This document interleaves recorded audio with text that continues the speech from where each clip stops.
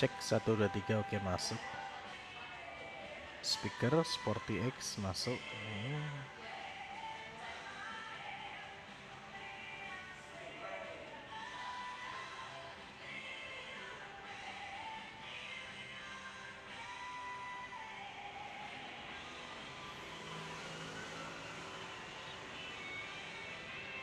Masuk.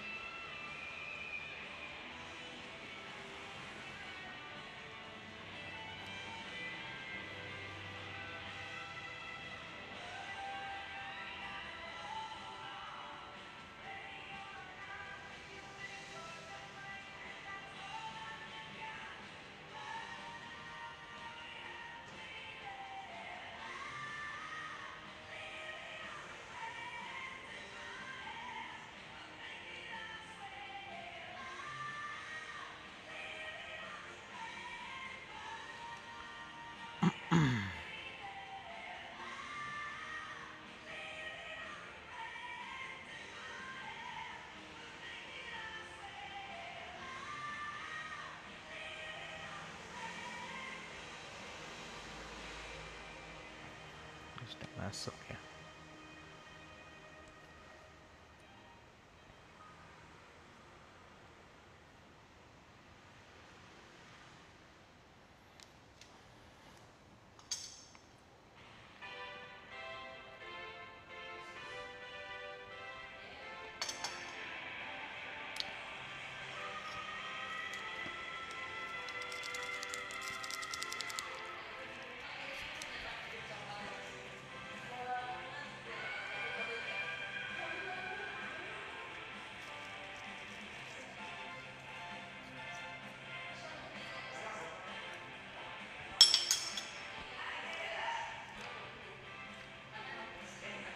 Tampilannya bagus sekali sekarang. Efek suara ini sudah masuk ya. Kecilin dikit.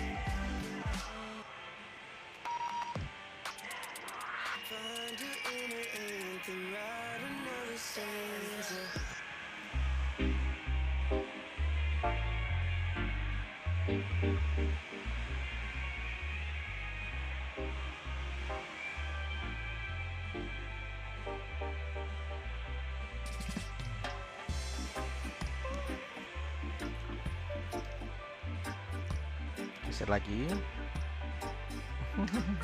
Kayaknya perlu di sini deh.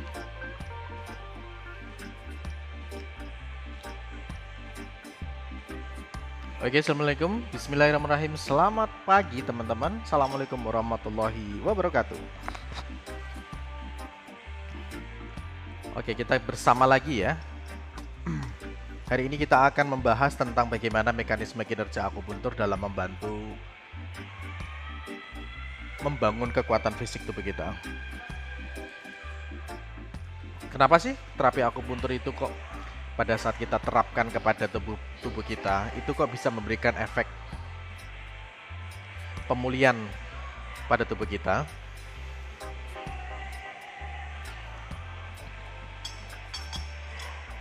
Dan alhamdulillah luar biasa sekali.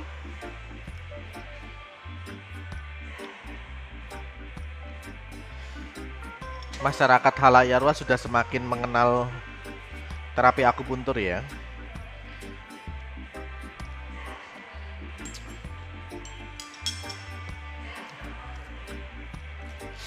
Edukasi saya ini spesial adalah untuk teman-teman yang pengen memahami tentang terapi akupuntur.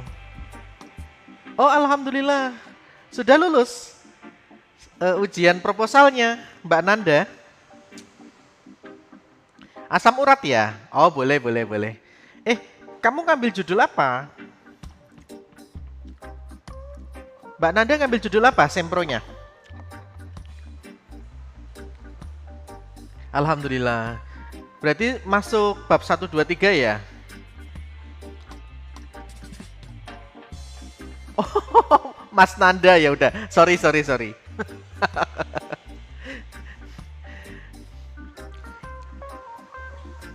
Sayang sapa teman-teman yang sudah gabung ya dari Nandra 86. Oh, sistem kerjanya untuk asam urat. Oke, kita bahas asam urat ya. Pak, bahas dong tentang asam urat. Apakah bisa akupuntur dan sistem kerja akupuntur untuk asam urat itu bagaimana? Bapak lulusan tahun berapa ya? Saya lulusan tahun purbakala. 2012.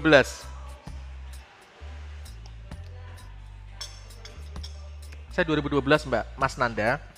Mas Nanda kemarin ini sempronya ngambil jurusan apa? Mas Nanda. Sudah pada ngopi belum? Ini teman-teman udah pada ngopi belum? Ini saya pagi-pagi udah ngopi. Ini tempat kopinya enak loh. The Elvas Gym. Di daerah mana ya ini ya? Ini tuh masuk daerah Jaten atau mana ya? Jadi kalau teman-teman mau nge-gym sambil ngopi enak di sini. Kopinya juga enak. Udah habis 1 gelas.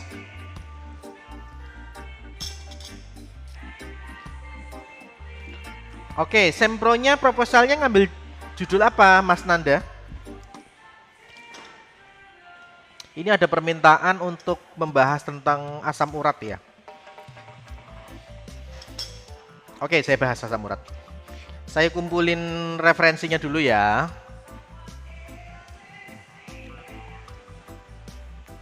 Mas Nanda ngambil jurusannya apa, Mas Nanda? Jurusannya apa namanya? Judul proposalnya apa? Suara saya terlalu keras enggak ya?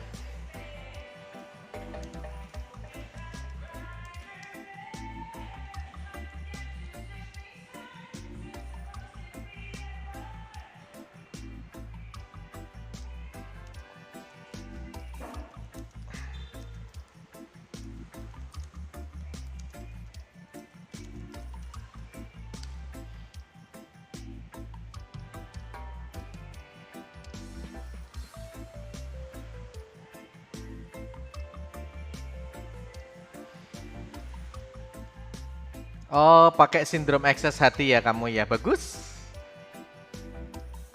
Berarti nanti kamu kalau sindrom ekses hati, berarti pasiennya harus yang mengarah kepada sana.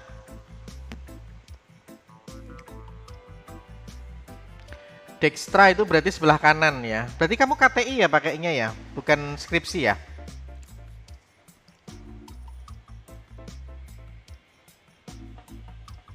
Halo Mbak Celilia Palembang, selamat bergabung.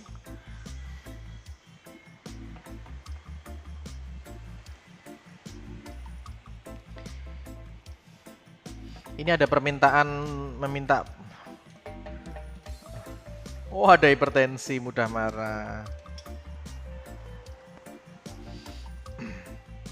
Sebenarnya ciri-ciri dari kalau kita membuka lagi lebih detail lagi ciri-ciri dari sindrom hati itu sebenarnya bukan hanya sekedar mudah marah ya, tetapi salah satu poin yang akan terlihat itu adalah adanya rasa kekakuan yang ada di leher. Nah, itu nanti materinya ini nanti ada kaitannya dengan materi kita kemarin, bahasan materi kita kemarin.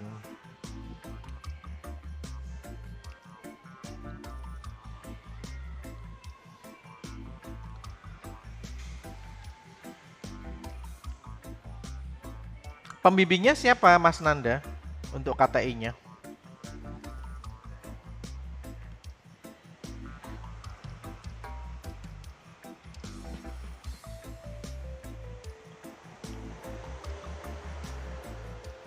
Maaf ya, saya baru bisa off online ya. Kemarin-kemarin sibuk banget saya.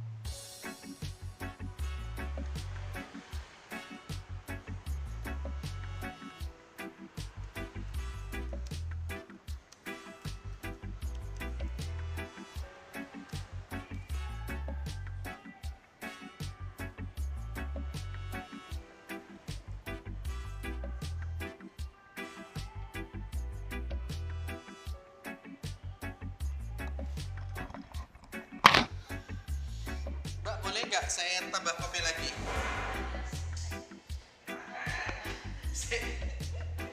Mau pakai gelas ini atau baru? Gelas ini aja ya? Bisa toh?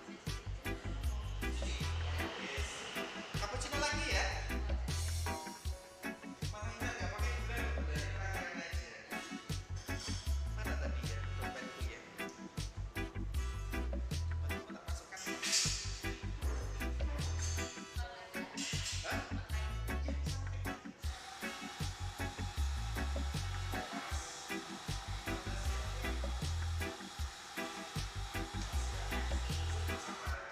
Saya izin nyolong ini boleh?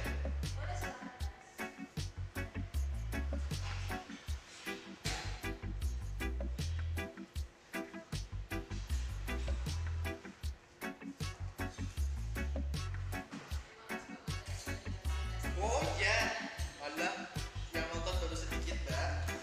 Gak banyak. Paling nanti yang nyantol ya masih sama siswa itu paling. Makanya tak adupin ke belakang sana biar bisa kelihatan. Nah, banget sih di sini. Nggak terlalu banyak. Nggak terlalu banyak uang.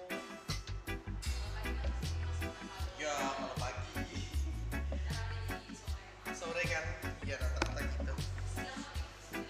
Siang sepi ya. Oh, oh. Berarti ada berkahnya juga ya? Menunggu nih anak di TK nih.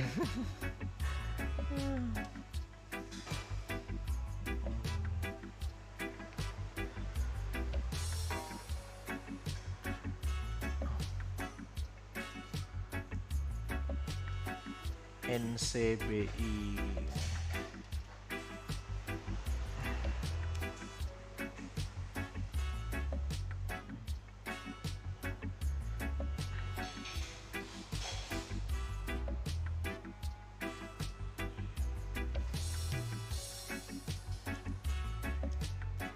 Fungsi asam urat.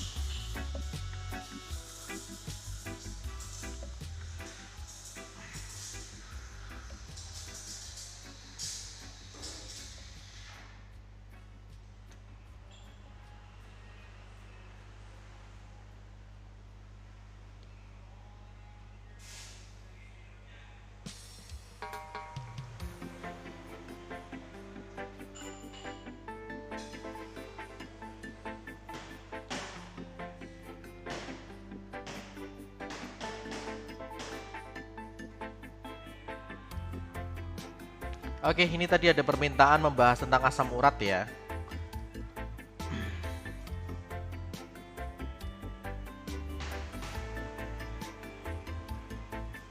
Kita bahas asam urat sampai bahas dari sisi kebaikan dan sisi keburukannya. Yin dan Yang-nya ya kita bahas ya. Halo Pak Murtopo, Sakura Mukti, Mbak Doro Yendoro Ayu, silahkan selamat bergabung.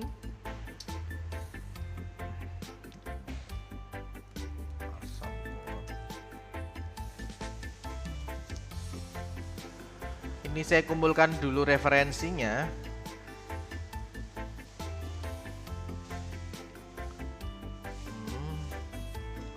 Saya kurumkan.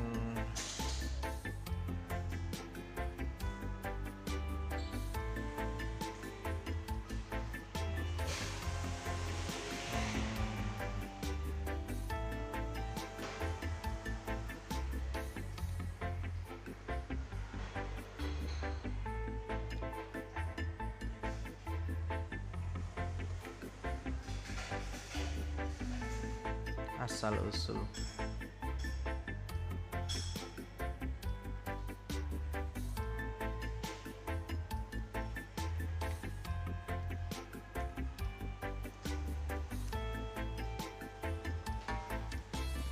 Oke, sini aja, Mbak.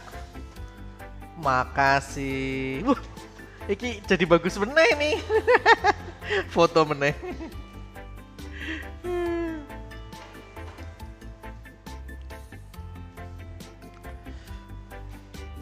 Pencitraan dulu, Mbak.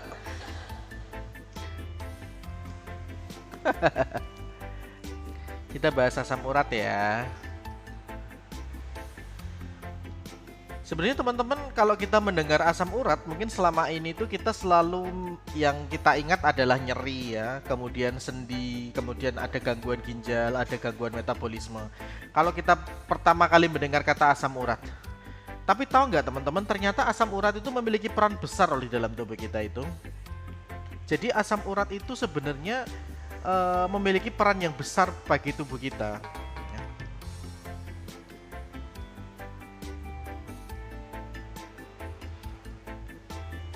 Kita coba buka di salah satu ini ya, kajian tinjauan pustaka yang dikeluarkan oleh Poltekkes Kemenkes Yogyakarta ya. Rata-rata hampir semua literasi itu menjelaskan asam urat itu dilihat dari sisi penyakitnya. Jarang sekali membahas sebenarnya asam urat itu memiliki peran yang apa sih bagi tubuh. Nah, yang jadi masalah itu kalau misalkan produksi asam urat itu terlalu berlebihan, maka itu yang menjadi bermasalah, teman-teman.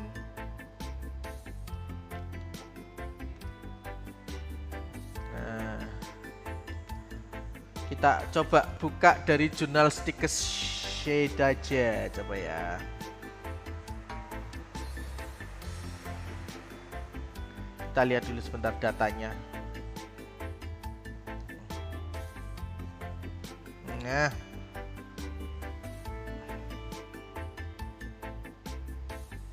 kebanyakan kalau sudah membahas asam urat itu pasti yang dibahas itu penyakitnya teman-teman ya. Padahal sebenarnya produksinya jumlah asam urat itu sebenarnya itu ada manfaatnya bagi tubuh. Nah, ini ada salah satu yang yang diangkat di salah satu kajian Halo Dokter ya. Jadi ternyata asam urat itu memiliki peran penting loh bagi tubuh dia itu. Cuman dia itu akan menjadi bermasalah manakala dia itu jumlahnya terlalu berlebihan. Ini musik latar yang saya setel terlalu keras dah ya. Kalau terlalu keras saya kecilin.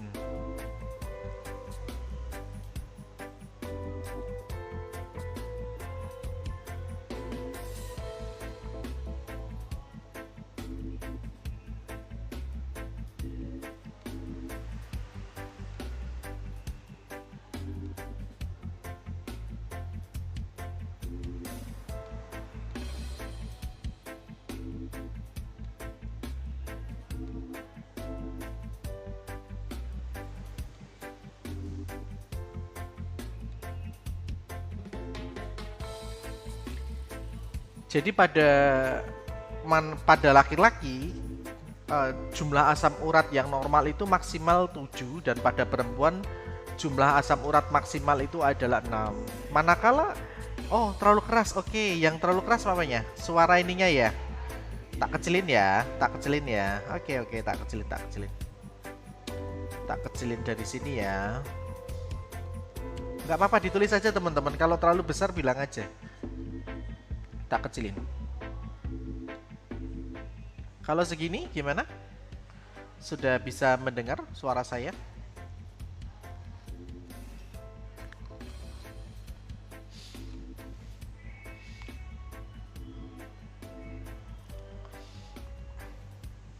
Oke, sudah. Makasih ya. Nah, begini teman-teman. Kalau kita mendengar kalimat asam urat, itu pasti yang ada di benak kepala kita itu kebanyakan adalah satu nyeri, kemudian radang, gangguan metabolik ya, dan lain-lain.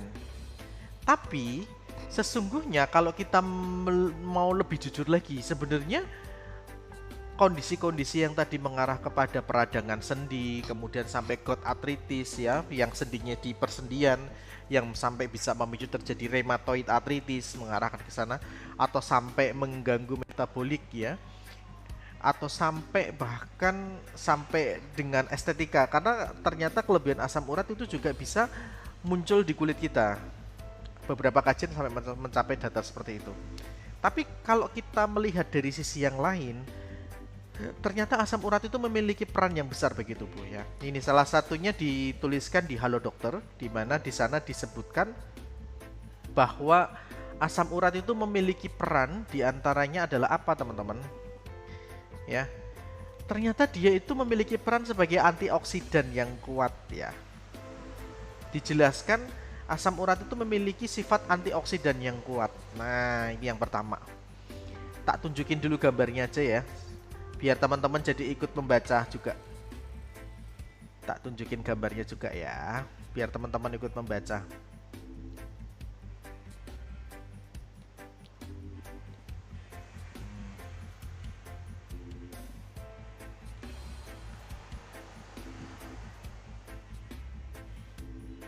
Saya tunjukkan referensi artikelnya,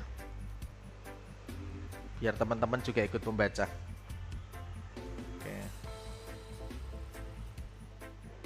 Nah, ini sudah ketemu ini. Nah, tak taruh di sini. Nah,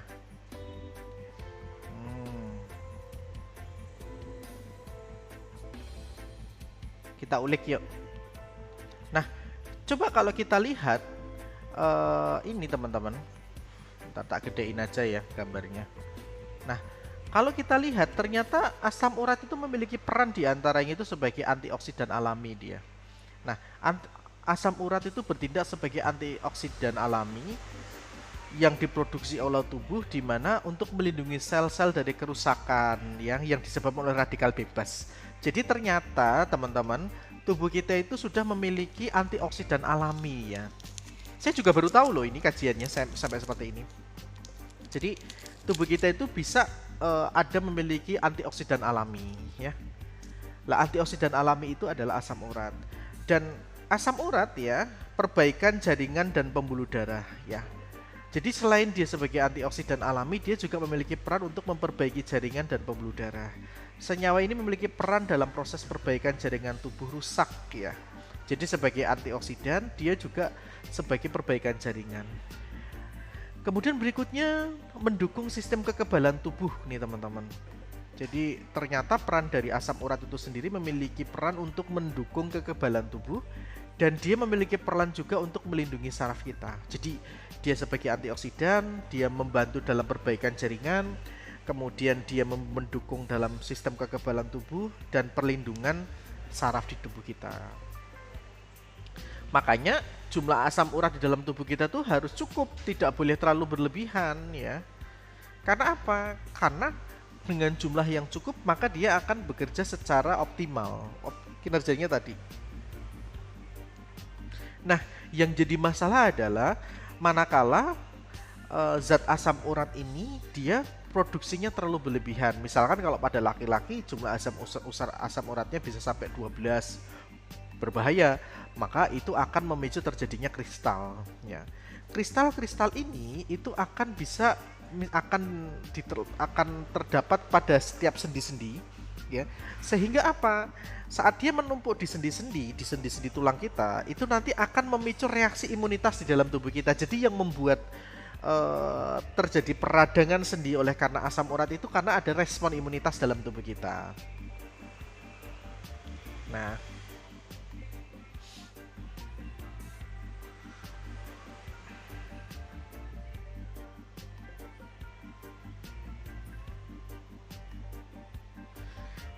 bagaimana caranya agar produksi dari asam urat kita itu kemudian tidak terlalu ini ya teman-teman, tidak terlalu tinggi? Maka ya minum kita harus cukup, air putih kita harus cukup ya.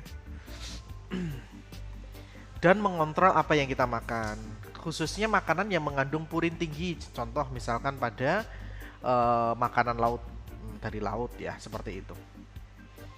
Tapi kalau kita melihat secara karakteristik dari fungsi dari asam urat ini bagi tubuh, tentunya memiliki peran yang besar bagi tubuh. Diantaranya adalah tadi, dia sebagai antioksidan, ya, dia membantu dalam perbaikan jaringan, ya, kemudian dia mendukung sistem kekebalan tubuh kita, dan dia sebagai perlindungan saraf kita.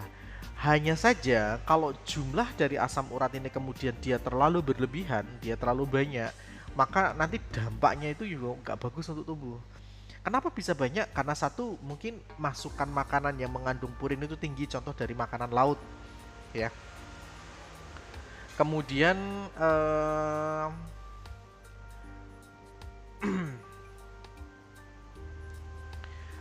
efeknya apalagi selain mengganggu metabolisme? Memang tubuh itu tidak boleh, zat-zat yang berkaitan dengan ini tidak boleh terlalu berlebihan. Makanya salah satu dampak dari asam urat yang terlalu berlebihan, misalkan kalau pada laki-laki jumlahnya lebih dari 7, atau pada perempuan itu jumlahnya lebih dari 6, ya, maka akan memiliki dampak yang banyak, ya. Ya teman-teman semuanya. Nah, apa dampak? Diantaranya adalah dampak yang akan muncul pada orang-orang yang mengalami asam urat itu. Diantara dampaknya itu adalah apa teman-teman?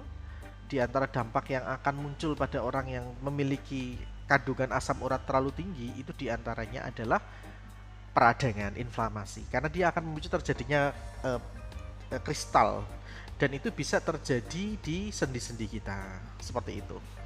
Nah, sekarang pertanyaannya, manakala bagaimana kalau misalkan peran akupuntur dalam pemulihan dengan permasalahan pada orang yang dengan kadar asam urat tinggi itu, bagaimana perannya nanti? Salah satu peran akupuntur diantaranya nanti dia akan mengembalikan keseimbangan organ, ya, karena asam urat ini nanti erat kaitannya dengan metabolisme, dan ini nanti erat kaitannya dengan kinerja fungsi ginjal kita. Jadi selain air putih yang kita cukupi, maka organ ginjal kita juga harus disehatkan. Karena dampaknya apa? Ada kemungkinan asam urat yang menumpuk di dalam tubuh itu tidak segera terbuang, dia itu menumpuk. Itulah kenapa kita disarankan minum air putih yang cukup. Nah, kita disarankan minum air putih yang cukup sesuai dengan kapasitas tubuh kita.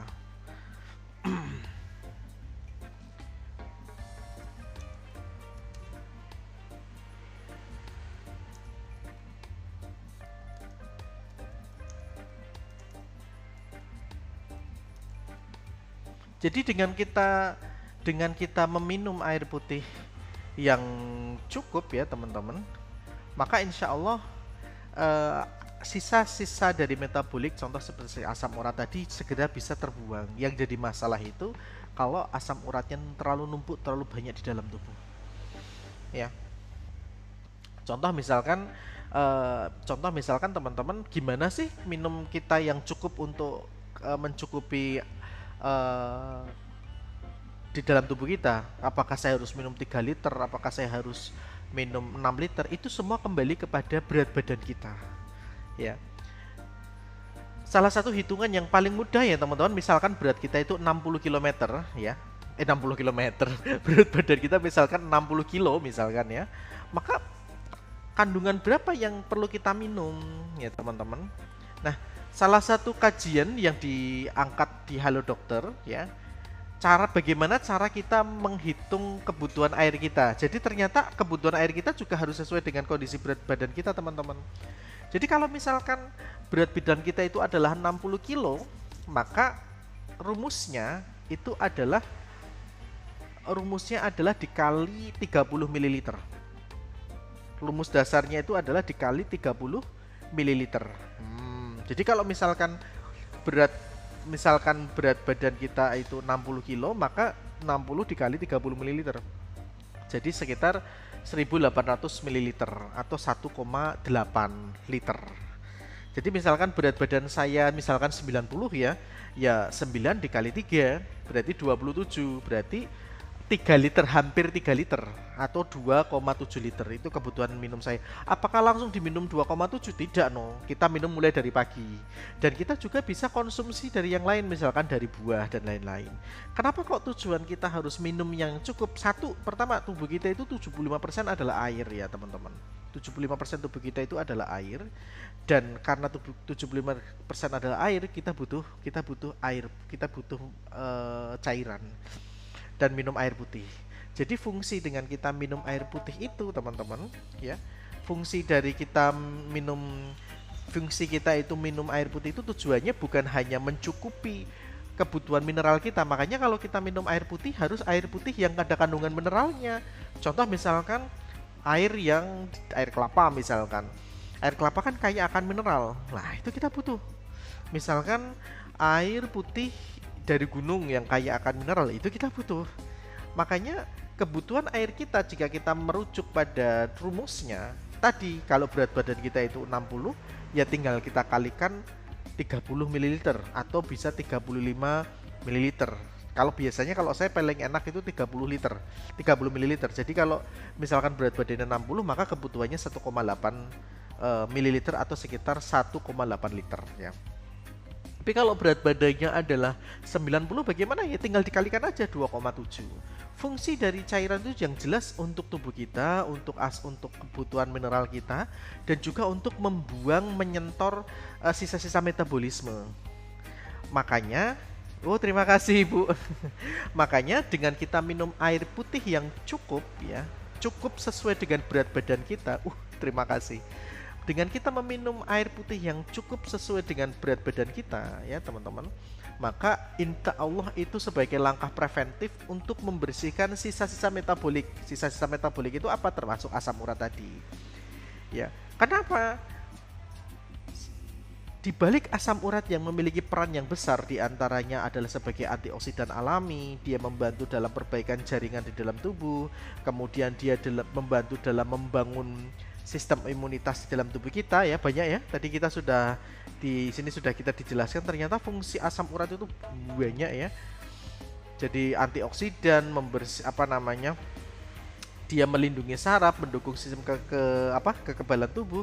Tetapi kalau jumlahnya itu terlalu berlebihan dan sisa-sisanya itu tidak segera dirilis, dibersihkan, maka akan berdampak diantaranya adalah akan memicu terjadinya peradangan di setiap sendi-sendi. Kenapa bisa memicu terjadinya peradangan di setiap sendi-sendi?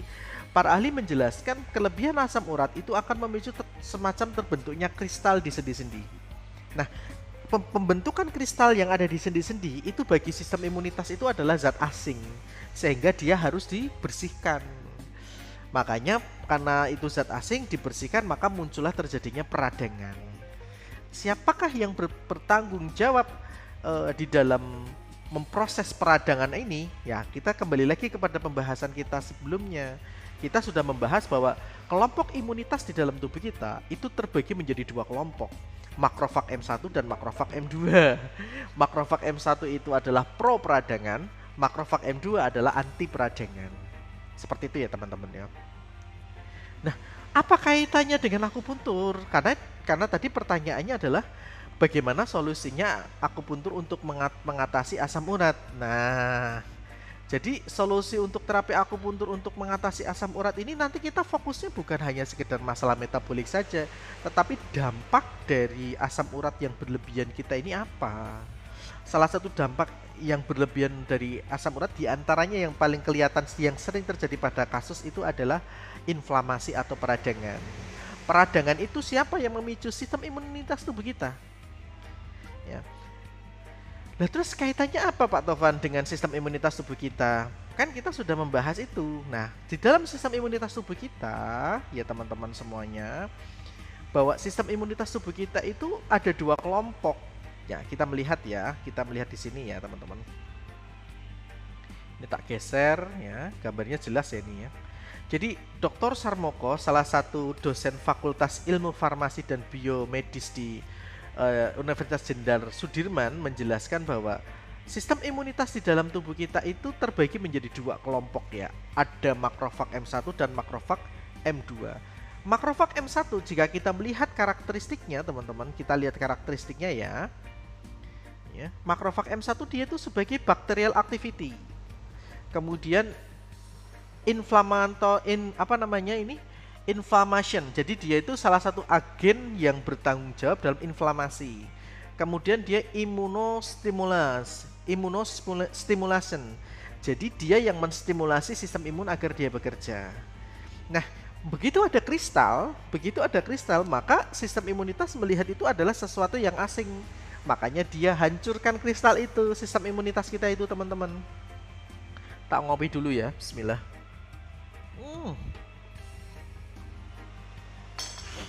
Sedap.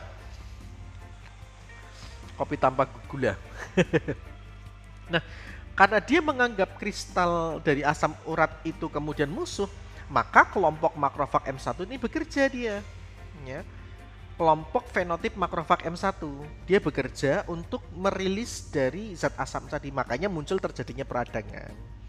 Jadi sebenarnya yang memicu terjadinya peradangan itu merupakan reaksi berantai. Ini sebenarnya penjelasannya sangat jelimet banget ya, para ahli biomedis yang bisa menjelaskan ini. Tapi simpelnya, jika kita melihat secara karakteristik simpelnya, yang menyebabkan terjadinya kelebihan asam urat, kemudian asam urat itu bisa memicu terjadinya peradangan, ya karena tadi asam urat yang berlebihan itu akan memicu terjadinya kristal, ya, kristal pada sendi-sendi. Kristal inilah yang kemudian akhirnya dibaca oleh sistem imunitas kita, ya, Kemudian kristal itu sengaja dihancurkan karena bagi dia itu musuh, makanya dia menghancurkan kristal-kristal itu. Cuman dampak dari penghancuran sistem imunitas kita kan menghancurkan kristal itu menggunakan senjata, teman-teman, senjata kimia seperti itu. Nah, efek dari itu maka bisa memicu terjadinya peradangan pada area lokasinya. Makanya muncullah terjadi peradangan pada sendi karena faktor asam urat, misalnya gout arthritis ya, misalkan seperti itu. Jadi rheumatoid arthritis ya, seperti itu. Nah, inilah saat terjadinya rheumatoid arthritis inilah menunjukkan bahwa sistem imunitas kita itu bekerja baik sebenarnya tujuannya dia itu. Cuman kalau dia itu bekerjanya terlalu berlebihan, maka di mana di situ ada kristal-kristal sendi karena asam urat terlalu berlebihan, maka disitulah dia akan membersihkannya. Cuman kalau posisinya dia sendinya ada di lutut, bisa memicu terjadinya rheumatoid arthritis di lutut. Misalkan dia sendinya pada mata kaki, dia bisa terjadi inflamasi peradangan di daerah mata kaki. Misalkan terjadinya pada panggul, misalkan ya sama. Gitu loh. Jadi kalau kita melihat secara teliti, sebenarnya yang memicu terjadinya peradangan oleh karena asam urat yang berlebihan itu adalah diantaranya kinerja dari kelompok makrofag M1 ini, teman-teman. Ya, terus sebenarnya kelompok dari makrofag M1 itu dia tidak bekerja sendiri, karena dia bertugas itu adalah untuk membunuh bibit penyakit. Maka ada kelompok berikutnya yang sifatnya adalah bersifat anti-inflamasi atau anti peradangan ya, teman-teman. Dia bersifat anti peradangan. Ya. Nah, dia ini bersifat anti peradangan. Kalau kelompok makrofag M1 tidak pro peradangan, maka kelompok yang kedua adalah makrofag M2 itu anti peradangan. Seperti itu. Makanya teman-teman, bagi teman-teman yang memiliki asam urat yang tinggi, kemudian kok muncul terjadinya peradangan pada sendi-sendi, hati-hati terhadap konsumsi herbal yang imunostimulan. Contoh misalkan jahe.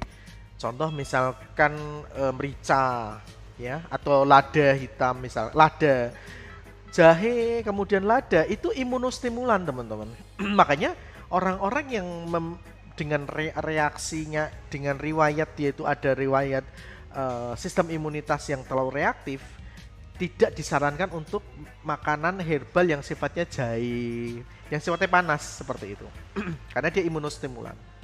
Tetapi dia disarankan mengkonsumsi herbal-herbal yang sifatnya anti peradangan. Contoh misalkan apa? Ada kunir, ada apa lagi ya? Ada kurkuma, itu anti peradangan semua, itu dia sifatnya seperti itu. Tapi kalau kita boleh jujur, yang menyebabkan peradangan pada sendi-sendi oleh karena asam urat yang terlalu berlebihan itu diantaranya karena ada kinerja dari sistem imunitas yang membaca kristal-kristal asam urat itu musuh, gitu loh. Maka solusinya bagaimana? Solusinya adalah bagaimana menenangkan sistem imunitas tadi. Nah, karena sistem imunitas itu bekerja berpasangan, ada makrofag M1 dan makrofag 2.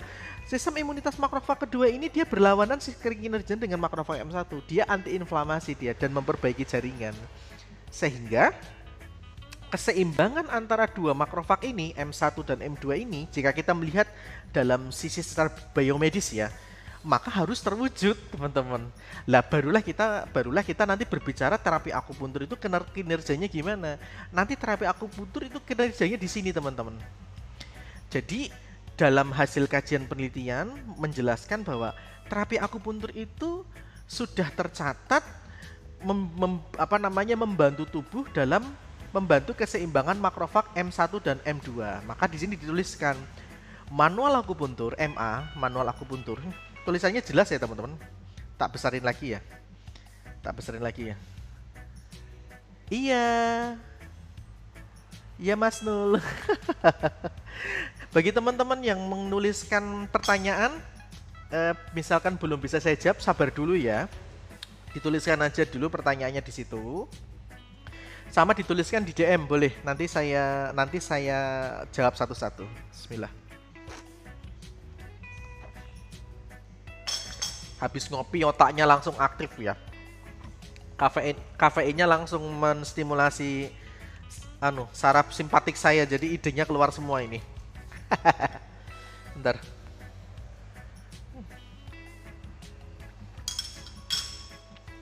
Jadi begini. Jadi monggo silahkan.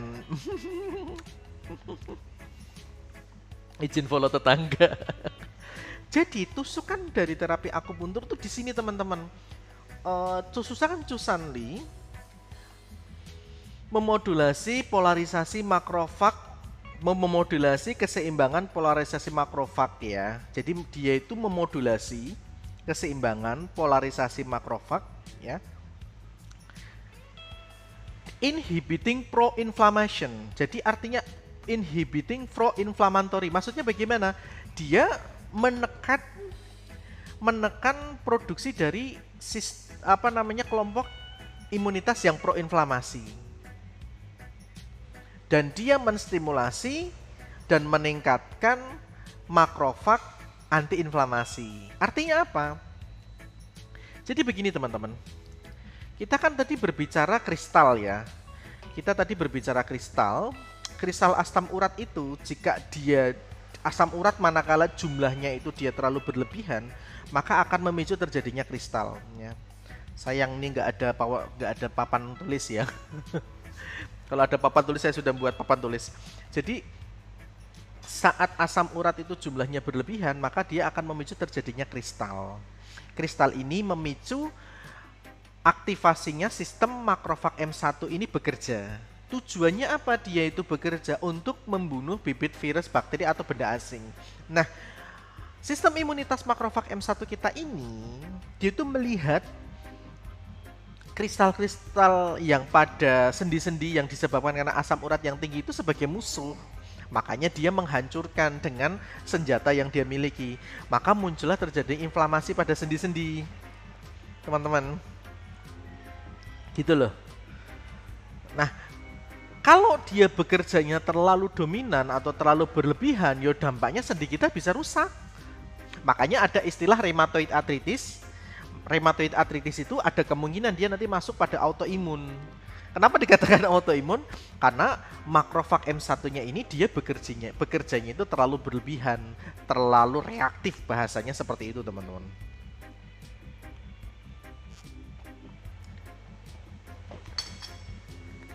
Jadi seperti itu. Jadi dia bekerjanya terlalu reaktif, dia bekerjanya terlalu berlebihan, ya toh?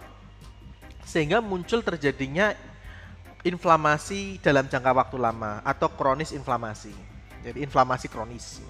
Inflamasi kronis itu tentunya tidak baik dong untuk tubuh kita. Makanya agar dia tidak bekerja berlebihan, maka kita harus menurunkan dari jumlah produksi makrofag ini. Makanya ada yang namanya polarisasi.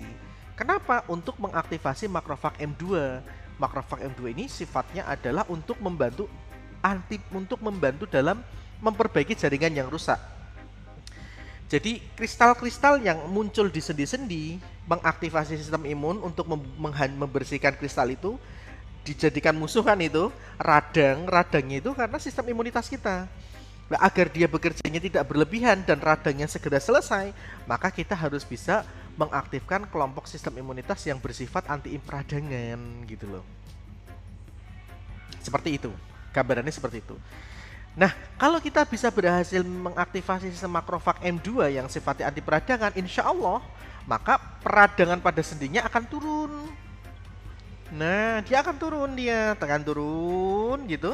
Begitu, kenapa peradangan sendinya akan turun? Karena kinerja dari kelompok makrofag M1-nya dia sudah turun, digantikan oleh kinerja dari makrofag M2.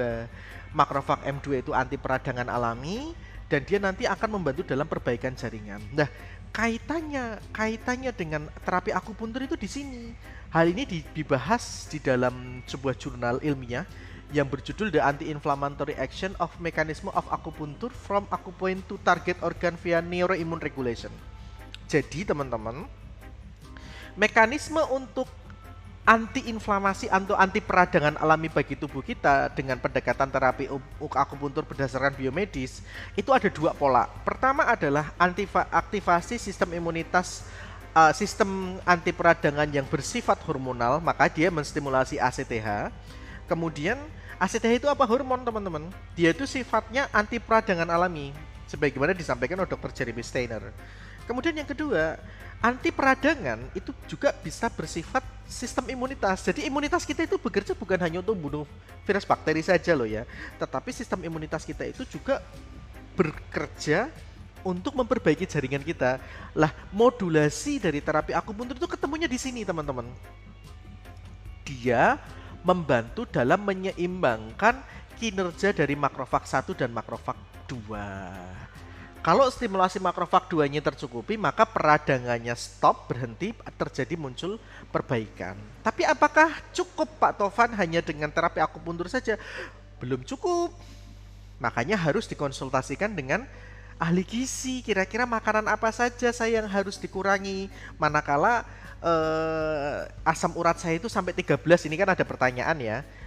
Dari salah satu user ya, teman kita, mitra sehat kita di sini menanya, Pak, asam urat saya 13. Kalau dia laki-laki 13 itu tinggi banget loh. 13 itu bisa memicu terjadinya kristal-kristal di sendi gitu loh. Makanya langkah terapinya bagaimana? Satu, konsultasikan kepada medical doctor. Kemudian kita konsultasikan makanan apa saja yang kira-kira bisa memicu terjadinya asam urat, ya kan? Kemudian aktivitas apa saja yang bisa membantu dalam pemulihan. Kalau kita fokus pada terapi akupuntur, yang jelas terapi akupuntur nanti bekerja dalam membantu untuk antiinflamasi secara alaminya ini. Dan membantu dalam memperbaiki kerusakan pada organ. Itu kalau terapi akupunturnya. Nah, untuk memulihkan kadar asam urat yang tinggi ini, kita bukan hanya sekedar dengan terapi akupuntur saja, teman-teman. Tetapi kita harus satu, diet makan apa yang tidak dibolehkan atau dikurangi lebih tepatnya. Nah, nanti ini harus dikonsulkan ke medical doctor atau ahli gizi. Ya, kira-kira makanan apa saja sih yang tidak boleh untuk orang dengan asam urat tinggi ya. Kemudian yang kedua, karena ini permasalahannya kerusakan pada sendi, teman-teman. Apalagi ini masalahnya ada lutut, kita berbicara lutut ya. orang yang sakit lutut pemicunya bukan hanya sekedar asam urat yang tinggi saja, tetapi juga terjadinya apa teman-teman? Kelemahan pada otot. Maka otot itu harus dibangun, harus nge-gym teman-teman. Nge-gym. Nge-gym sesuai dengan kebutuhan kita. Kebutuhan kita apa, usia kita berapa, ya harus ada instrukturnya biar tidak asal-asalan. Seperti itu. Kalau yang di daerah Sidan bisa mampir di tempat sini ya. Di apa ini namanya nih? Elvas Gym. Ini juga tempatnya enak loh. Ada kopinya juga. Ini bukan Sidan sih, ini daerah mana ini? Jaten atau apa ya? Jaten ya ini ya. Jadi kalau teman-teman kalau mau ke Karanganyar setelah apa namanya lampu merah mana itu? Lampu merah tentara itu, teman-teman ke arah timur gitu kan. Nanti akan ketemu ada jalan apa alternatif yang mengarah ke Bekonang itu, nanti akan ketemu di situ atau di depan SD Jaten itu. Masuk belok kanan. Atau cari aja di Google aja. The Elvas Cafe. Enak kopinya. Bisa nge-gym di sini, teman-teman. Nah, begitu ya. Jadi kalau kasusnya itu misalkan dia lutut, kasusnya itu dia itu lutut ya. Oleh karena asam urat, nanti terapinya bukan hanya sekedar terapi akupuntur aja. Terapi akupuntur itu nanti memperbaiki sistem keseimbangan sistem imunitasnya untuk stimulasi anti peradangan alaminya, itu akupunturnya itu. Kemudian berikutnya, terapi akupuntur itu juga nanti dia kinerjanya bukan hanya sekedar itu. Dia memperbaiki metabolisme organ di tubuh kita. Ya, karena nanti tusukan akupuntur itu kan menstimulasi zat untuk memperbaiki organ. Tapi bukan hanya itu saja. Kalau sudah hubungannya dengan lutut, berarti ingat ya, kita kemarin kan sudah pernah membahas lutut, bahwa lutut kita itu terbangun terbangun oleh beberapa tulang. Ada tulang paha yang disebut dengan tulang femur, ada pengaitnya yang disebut dengan patella. Patella itu yang tempurungnya itu loh teman-teman. Kemudian ada yang di bagian bawah yang disebut dengan tulang tibia. Jadi lutut kita itu terbentuk atas 3 tulang. Tulang paha, patella tempurung, dan tulang tibia. Tulang paha, patella, tibia itu diikat oleh otot. Ya, ada otot di sana yang mengikatnya dan otot itu harus kuat. Kalau otot itu menyusut karena sarkoma misalkan, maka akan memicu terjadinya tulang antar tulang ini ketemu. Nah, terjadi gesekan antar tulang. Nah, baru aja mau ngomong.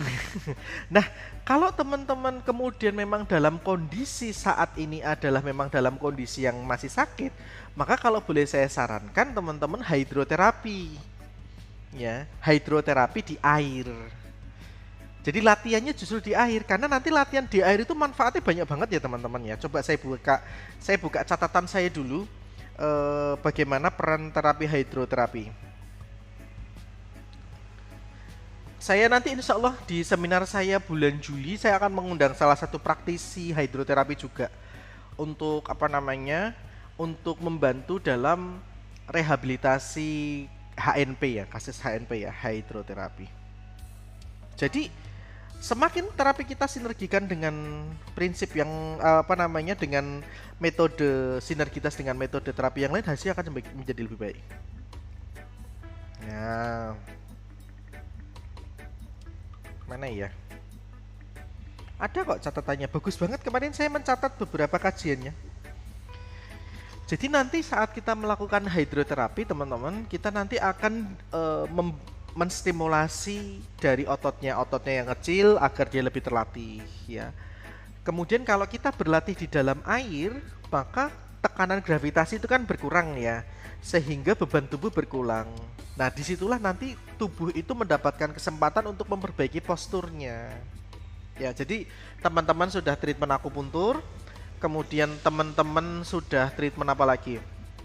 Sudah treatment gizinya, makanannya sudah dijaga, sudah konsultasi dengan dokter. Nah, teman-teman harus mulai terapi di dalam air atau aquaterapi. Nah, aquaterapi dengan berenang itu berbeda prinsipnya teman-teman. Kalau latihan yang standar atau basic dari latihan hidroterapi itu sendiri secara standar, itu cukup kita tuh jalan di dalam air, jalan maju 1, 2, 3, 4 dan jalan mundur 1, 2, terus jalan nyamping Satu, dua. Kayak jalan kepiting. Cuman bedanya kakinya teman-teman, seperti kita kayak berkaki ini. Satu, dua, tiga. Tujuannya apa? Untuk menstimulasi ini ruang sendi otot lutut kita. Jadi kakinya agak kita gerakan gini. Satu, dua, tiga. Begitu juga mundurnya. Satu, dua, tiga. Jadi kalau kita berbicara hidroterapi, bukan hanya berbicara renang seperti biasa, tetapi bagaimana caranya, terapinya dengan cara jalan maju, kemudian jalan mundur, kemudian jalan nyamping. Jalan nyampingnya seperti ini. Satu, dua. Jadi agak sedikit diangkat, terus kemudian kakinya seperti ini. Ya, bisa diimajinasikan ya teman-teman, ini saya menggunakan jari saya karena saya mau berdiri juga nggak cukup ini kameranya ya. Jadi kayak gini. Satu, dua, jalan maju, jalan mundur, jalan miring kanan, miring kiri. Sudah deh. Maju sebelum jalan maju sebelum maju misalkan 10 langkah, mundur 10 langkah, miring 10 langkah, miring kanan 10 langkah, miring kiri 10 langkah. Terus sembari jalan di tempat. Nah, di dalam air. Nah, makanya biasanya kita membutuhkan pelampung yang agak panjang yang memutar kayak gitu kan. Nah, itu nanti insya Allah itu akan ini teman-teman, akan membantu memberikan ruang gerak pada sendi-sendi kita. Seperti itu ya. Nah, jadi begitu. Jadi tadi kebetulan ada teman yang bertanya, kalau asam urat gimana kok bisa terjadi seperti ini? Rata-rata asam urat itu sebenarnya ada manfaatnya untuk tubuh kita, tetapi kalau misalkan dia jumlahnya terlalu berlebihan akan memicu terjadinya kristal. Kristal inilah nanti yang bisa memicu terjadinya inflamasi.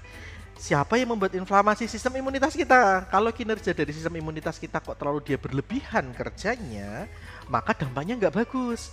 Makanya gimana caranya agar sistem imunitas kita itu bekerja tidak berlebihan? Maka di salah satu dosen ilmu fakultas farmasi dan biomedis menjelaskan ternyata sistem imunitas kita itu terbagi menjadi 2 kelompok, makrofag M1 dan makrofag M2 ya teman-teman. Makrofag M1 dan makrofag M2. Makrofag M1 itu proinflamasi, makrofag M2 itu antiinflamasi. Bagaimana caranya kita bisa menyeimbangkan kelompok kerja makrofag M1 yang dia proinflamasi, proradang? Kita harus mengaktifasi sistem makrofag yang antiinflamasi, yang anti peradangan. Tusukan akupuntur di sini nanti ketemuannya. Nah, itu kalau kita berbicara akupuntur secara klasik ya, secara medis ya. Kalau kita berbicara akupuntur kasus gerd arthritis, nyeri pada sendi atau rheumatoid arthritis, maka ini nanti kaitannya dengan B syndrome, teman-teman. Tulisannya P syndrome, bahasanya gitu. Lah P syndrome ini merupakan sebuah kondisi di mana ini merupakan dampak dari stagnasi chi meridian, stagnasi darah. Lah nanti kita kaitannya ke sana. Kalau kita berbicara masalah klasik ya, seperti itu. Oke, untuk teman-teman yang tadi bertanya tentang asam urat sudah mulai bisa menangkap ya. Oke. Pertanyaan sudah mulai masuk banyak ini. Nah, kalau sampai bahkan lutut tidak bisa dilipat, berarti ada kemungkinan itu permasalahannya bukan hanya sendi saja, tetapi ada kemungkinan juga permasalahannya pada otot. Ototnya bermasalah. Otot popliteus ya. Jadi kenapa otot lutut kita itu teman-teman ya? Jadi lutut kita itu dibangun bukan hanya sekedar otot yang ada di depan saja, tapi di antaranya adalah popliteus. Otot popliteus yang di belakang tempurung kita, tangan kita itu. Saya sebentar berhenti ini. Sinyalnya dulu tak lihat. Nih. Telkomsel nih akhir-akhir ini memang nggak tahu ya sinyal mohon dong Telkomsel sinyalnya kembali lagi seperti dulu kala kenceng ya, banyak hambatan ya sekarang ya.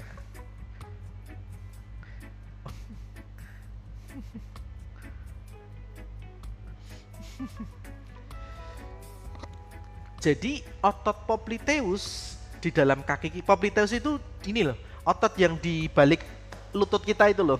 Nah, di balik itu kan di bawah sedikit itu nanti ada yang namanya popliteus muscle. Otot popliteus muscle itu fungsinya untuk biar lutut kita itu bisa putar-putar gini nah bisa kayak gini, bisa nekuk juga.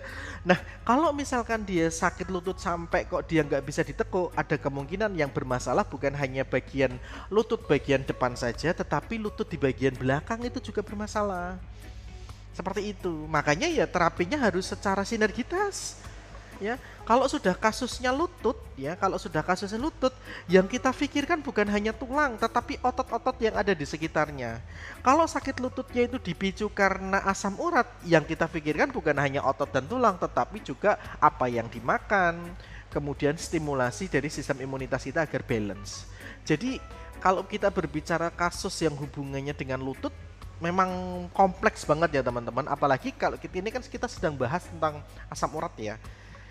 Ya, kita pikirkan bukan hanya sekedar tusuk gimana caranya ngilangin nyerinya saja, tetapi asupan dari asam urat, asupan makanan yang mengandung purin yang berlebihan itu yang harus kita kontrol. Siapakah yang paling tahu ini? Ahli gizi dong, kita bisa tanya kepada medical doctor. Tapi kita akan coba, kita buka ya, kita akan coba makanan-makanan yang tidak disarankan untuk yang asam urat. Nah, kita buka di Halodoc aja ya. Yang mudah aja.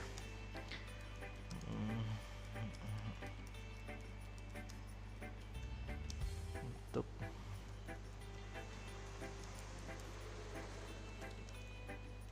kita lihat di Halodoc aja.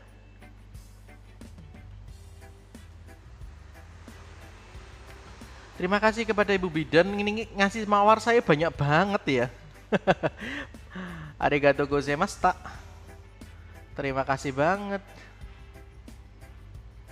Sebentar, ini sedang saya bukakan ini makanan yang tidak disarankan untuk ini. Nah, di antaranya teman-teman ya, gula yang tinggi ya, jeroan, daging merah. Aduh, enak-enak ini padahal. Makanan minuman tinggi gula, minuman beralkohol, olahan ragi seperti tape itu nggak boleh ya. Jadi makanan enak semua ini. Kita coba buka yang tulisannya dari dokter dari Rumah Sakit Siloam Hospital ya. Allah aja lah.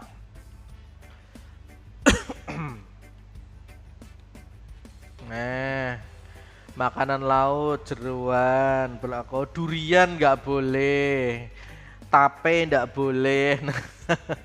Jadi itu bukannya tidak boleh ya, lebih tepatnya itu dikontrol jumlahnya ya teman-teman.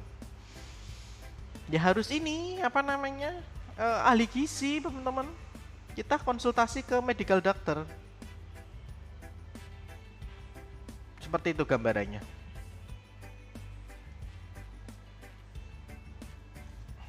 Oke, gitu ya. Oke. Untuk asam urat sudah bisa diterima ya jawaban saya ya. Solusinya bagaimana Pak untuk asam urat? 1. Treatment akupuntur. Kemudian 2. Treatment hidroterapi kalau boleh ya. Kemudian hidroterapi nanti di air ya. Kemudian 3. Konsultasikan dengan dokter yang pasti Bapak Ibu. Harus konsultasi harus konsultasi ke dokter.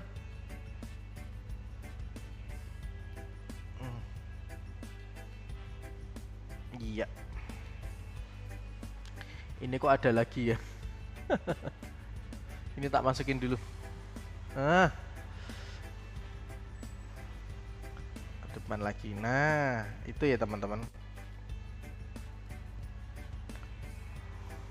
Nah, ini tadi ada pertanyaan sudah masuk kepada organ internal dalam perspektif akupuntur. Sebentar. Sudah jam 9:30. Saya harus mengakhiri live saya. Sebentar.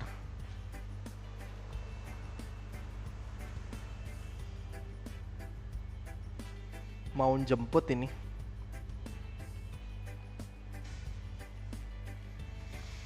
Oke, terakhir ya, ini ada pertanyaan ya.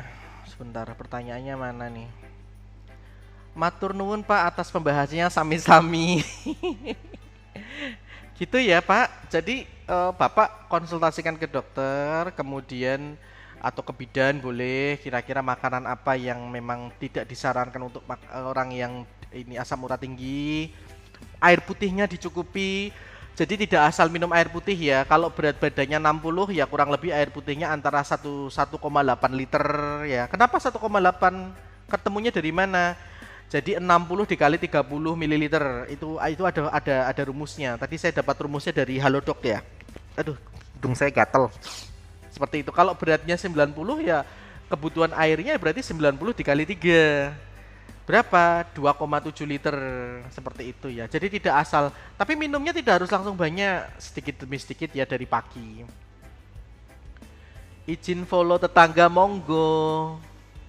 Pusat terapi lambung, masya Allah. Inje sami-sami. Ini ada Pak Tobi bertanya tentang liver lemah konsumsi apa saja yang menjadi kuat ya. Jadi begini teman-teman.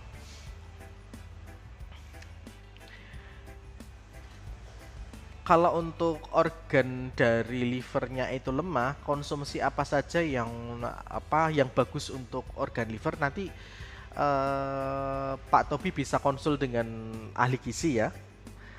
Salah satu makanan atau herbal yang bisa mensupport dari organ liver ya, itu diantaranya adalah kalau kita berbicara herbal, maka kurkuma itu sangat membantu banget untuk organ liver. Nah, di pertama. Nah, teman-teman, kalau kita berbicara liver, organ liver kita itu adalah laboratorium paling berjasa bagi tubuh kita. Karena dari organ liver ini keluar banyak zat yang kita butuhkan. Salah satu diantaranya adalah albumin ya. Bismillah.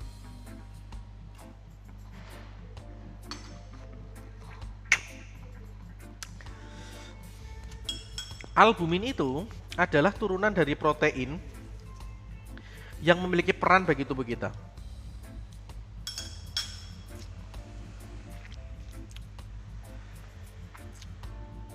Jadi, albumin itu adalah protein yang sangat kita butuhkan. Di antaranya adalah dia memperbaiki jaringan tubuh kita dan dia membantu membantu menyerap penutrisian tubuh kita.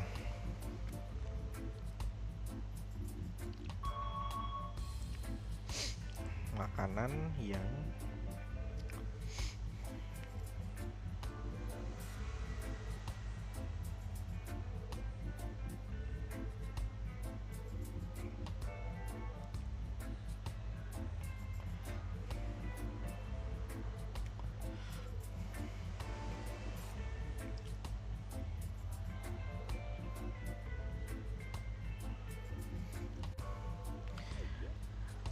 jadi kalau saya pas ngobrol dengan salah satu dokter di Semarang dan beliau bertugas di Rumah Sakit Tugu Semarang, beliau menjelaskan bahwa organ liver itu adalah seperti mitokondria sel kita. Penting banget ya, karena nanti dia memproduksi albumin. Albumin itu sangat kita butuhkan. Makanya disarankan orang-orang dalam pemulihan itu disarankan untuk konsumsi albumin, biasanya nanti dari ikan gabus. Kalau produksi albumin dari dalam tubuh itu kurang, teman-teman, ya. Nah, konsumsi apa saja yang nanti dapat memperbaiki organ tubuh kita, khusus organ liver ya. Kalau titik akupuntur jelas, kita nanti sedang padet ya, macet ini.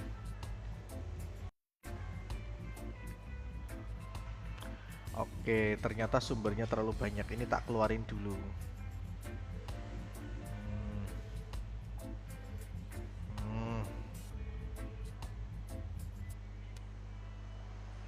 Nah, sudah tak keluarin. Agak ringan ini. Jadi begini teman-teman. Jadi organ liver itu diantara tugasnya adalah menghasilkan albumin ya teman-teman ya. Albumin ini perannya sangat besar bagi tubuh. Manakala produksi albumin kita itu terlalu sedikit dan kita defisit dari albumin, maka kita membutuhkan nutrisi dari luar. Dari apa? Dari ikan gabus. Nah, kemudian fungsinya apa albumin untuk tubuh? Banyak banget ya, banyak Apple.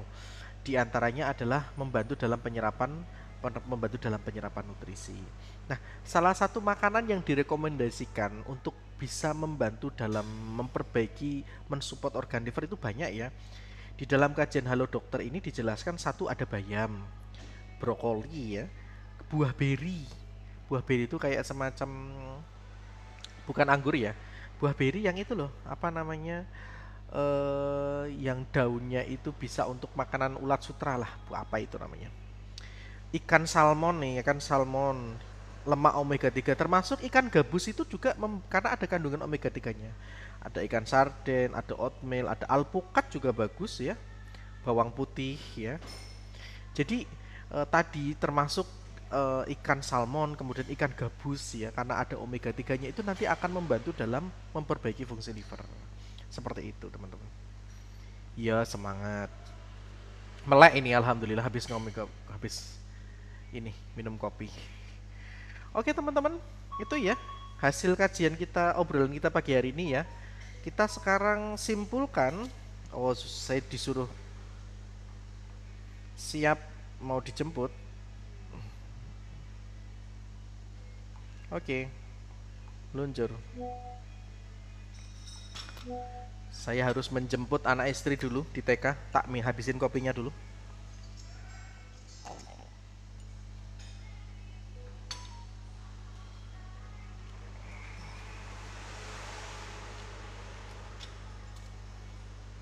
Oke.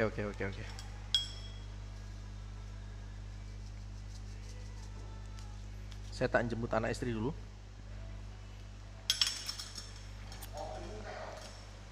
Oke, teman-teman, saya izin untuk mengakhiri live kita hari ini. Terima kasih yang sudah bergabung. Assalamualaikum warahmatullahi wabarakatuh. Dadah.